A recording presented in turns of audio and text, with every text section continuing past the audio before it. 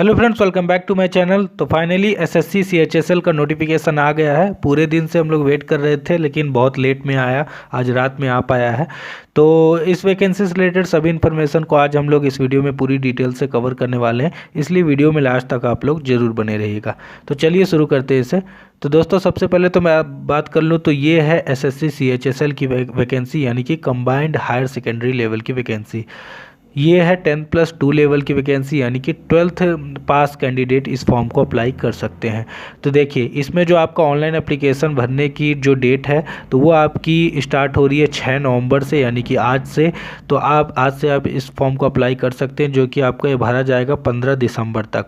तो आपके पास बहुत लंबा समय है इस फॉर्म को भरने के लिए, लगभग 1.5 महीने का समय है। तो इस बीच में आप लोग इस फॉर्म को अप्लाई कर सकते हैं। इसका जो एग्ज़ाम होगा आपका, तो इसका एग्ज़ाम जो शेड्यूल्ड है वो है 12 अप्रैल 2021 से 27 अप्रैल 2021 तक। तो इन 15 दिनों में इसका एग्ज़ाम होने वाला है टायर 1 का। उसके बाद टायर 2 का जो है वो बाद में आपको बताया जाएगा। तो बाकी इसमें वैकेंसीज़ किस प्रकार की आती हैं, तो देखिए इसमें 2-3 प्रकार की वैकेंसी आती है। एक आती है एलडीसी यानी कि लोअर डिवीज़न क्लर्क की, जिसमें आपकी जो सैलरी होती है वो 19,900 रुपये से स्टार्ट होती है, और जो भी इसका ग्रेड पे वगैरह होता है वो इसका अलग आपको चार्ज यहाँ मिलता है। इसके बाद पीएएसए की एक वैकेंसी होती है, जिसमें 25,500 रुपये से सैलरी स्टार्ट होती है, 81,100 तक जाती है। और एक वैकेंसी होती है डाटा एंट्री ऑपरेटर की, तो ये जो है लेवल 4 की वैकेंसी है। इसमें भी 25,500 से इसकी सैलरी स्टार्ट होती है। और लेवल 5 की एक होती है और एक लेवल 4 की। इस लेवल 5 वाले में 29,200 रुपये से इसकी सैलरी स्टार्ट होती है। डीईओ में यानी डाटा एंट्री ऑपरेटर में 2-3 प्रकार के मतलब कि लेवल के उसमें पोस्ट होते हैं। एक और पोस्ट होता है इसमें डाटा एंट्री ऑपरेटर में ही ग्रेड ए का, जिसमें आपको पे लेवल उसमें भी लेवल 4 के अंतर्गत ही 25,500 रुपये की मिलती है। तो पदों के जो नाम है वो 3 ही प्रकार के हैं: डाटा एंट्री ऑपरेटर, पीएएसए यानी कि पोस्टल असिस्टेंट और सॉर्टिंग असिस्टेंट, और एक लोअर डिवीज़न क्लर्क। उसके बाद अगर हम लोग बात करें इसमें आगे की चीज़ों के बारे में, तो ये वही पोस्ट के बारे में बताया गया है। तो इसके बाद हम लोग देख लेते हैं एज लिमिट के बारे में इसकी। तो देखिए इसकी जो एज लिमिट काउंट होगी वो पहले तो 18 से 27 साल इसकी एज लिमिट है, और एज लिमिट जो आपकी काउंट होगी वो 1 जनवरी 2021 से आपकी काउंट होगी। यानी कि अगर आप अभी 18 साल के नहीं हैं लेकिन एक आध 1.5 महीने में हो जाएंगे, यानी कि 1 जनवरी से पहले अगर हो जाएंगे, तो भी आप इस फॉर्म को अप्लाई कर सकते हैं। देख लीजिए यहाँ पर कि आपकी जो एज लिमिट है वो 2/1/1994 से पहले की नहीं होनी चाहिए, और 1/1/2002 के बाद की नहीं होनी चाहिए। तो अगर आप इनके बीच में हैं तब आप इस फॉर्म को अप्लाई कर सकते हैं। इसमें एज रिलैक्सेशन आपको मिलेगा एससी और एसटी को 5 साल का, ओबीसी को 3 साल का, और बाकी पीडब्ल्यूडी कैटेगरी को 10 साल का।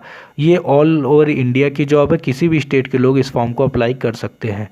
तो दोस्तों चलिए अब बात कर लेते हैं इसके एजुकेशनल क्वालिफिकेशन के लिए। तो जैसे कि मैंने शुरू में ही बताया कि इस पोस्ट के लिए आपको सिर्फ 12वीं पास होना ज़रूरी है। अगर आप 12th स्टैंडर्ड पास हैं या तो इक्विवेलेंट, यानी कि कुछ लोग 10वीं के बाद आईटीआई वगैरह कुछ डिप्लोमा करते हैं, तो वो भी इसमें फॉर्म अप्लाई कर सकते हैं। तो इसमें ज़्यादा आपकी कोई एजुकेशनल क्वालिफिकेशन नहीं मांगी गई है। तीनों पोस्ट के लिए आप 12वीं पास ही होने ज़रूरी है, और आप इसे अप्लाई कर सकते हैं।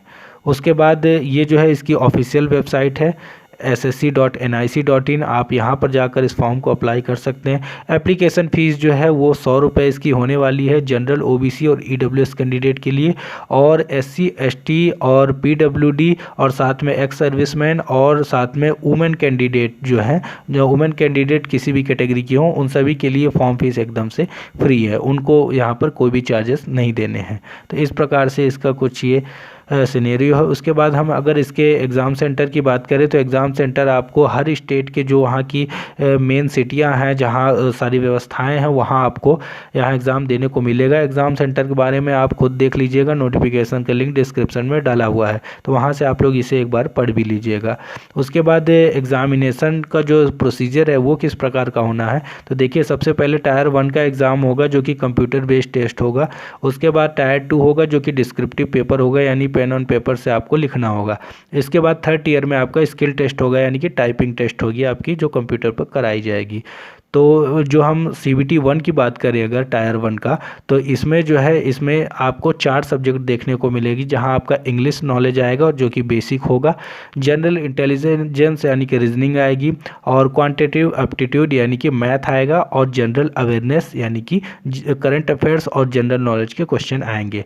टोटल यहाँ 100 क्वेश्चन होंगे, सभी में से 25-25 क्वेश्चन आएंगे, और मार्क्स यहाँ 50-50 रहेंगे। इसका मतलब एक क्वेश्चन यहाँ 2 मार्क का होगा, यानी 100 क्वेश्चन है तो 200 मार्क्स का एग्जाम होगा। 0.5 की यहाँ निगेटिव मार्किंग आपकी रहने वाली है, तो इसे भी आप लोग अभी से ध्यान रखिएगा, निगेटिव मार्किंग करके मत आइएगा। उसके बाद मैं आप लोग को यहाँ दिखा दूँ टायर 1 का जो आपका सिलेबस है वो यहाँ टॉपिक वाइज भी है। जैसे इंग्लिश का देख लीजिए क्या क्या यहाँ सिलेबस है, रीजनिंग का हो गया, ये मैथ का हो गया। तो इस प्रकार से ये टॉपिक वाइज यहाँ सारे सब्जेक्ट के सिलेबस दिए हैं कि आपको क्या क्या चीज़ें पढ़नी है। तो आपको इधर उधर भटकने की ज़रूरत नहीं है कि आखिर इसमें कौन कौन से टॉपिक आएंगे पढ़ने के लिए, तो ये आप यहाँ से देख सकते हैं।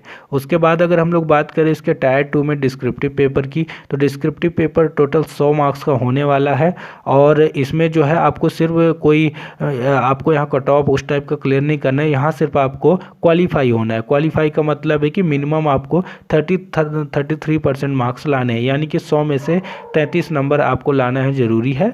ऊपर अगर आप ला रहे हैं तो अच्छी बात है, ये काउंट नहीं होगा, काउंट सिर्फ प्रीलिम्स का मार्क्स ही होगा। मेंस एग्ज़ाम सिर्फ यहाँ पर जो डिस्क्रिप्टिव का है वो सिर्फ यहाँ क्वालिफाइंग है। उसके बाद टायर 3 में आपका स्किल टेस्ट है, टाइपिंग टेस्ट, तो ये यहाँ से आप लोग देख सकते हैं। यहाँ डाटा एंट्री ऑपरेटर के लिए आपको 8000 की प्रेस करनी पड़ेगी वहाँ टाइपिंग के समय में, 15 मिनट में आपको यहाँ टाइम मिलेगा। और साथ में उसके बाद हम लोग लोअर डिवीज़न क्लर्क की बात करें तो उसके लिए यहाँ आपको यहाँ भी आपको हिंदी और इंग्लिश दोनों में, हिंदी या इंग्लिश दोनों में से किसी एक में टाइपिंग करनी होगी।